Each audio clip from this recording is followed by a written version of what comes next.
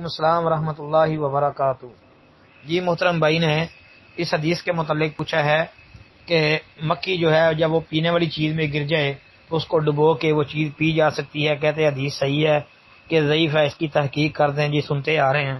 جی محترم بھائی یہ حدیث تو بالکل صحیح ہے، صحیح بخاری کے اندر یہ کتاب بدء الخلق میں یہ موجود ہے۔ حدیث کا نمبر ہے 3320 یعنی 3320، اور سنن نبی داود کتاب الاطعمہ کے اندر یہ حدیث جو ہے 3844 نمبر پر ہے، یعنی 3844 نمبر پر یہ روایت موجود ہے۔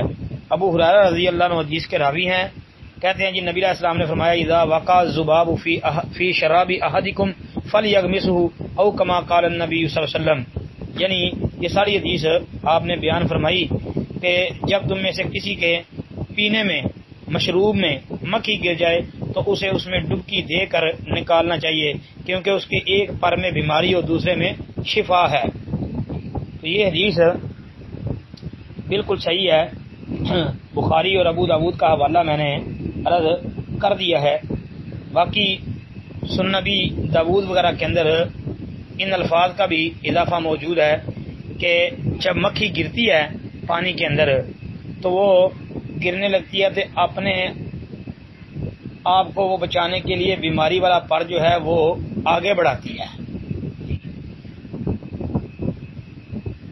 ابو داود میں یہ اضافہ موجود ہے، اور مسند احمد جلد 3 صفحہ 24 پر اور صفحہ نمبر 67 پر ایک حدیث ہے، اور اسی طرح سنن ابن ماجہ کتاب الطب کے اندر بھی یہ حدیث ہے 3504 نمبر یعنی 3504 نمبر پر۔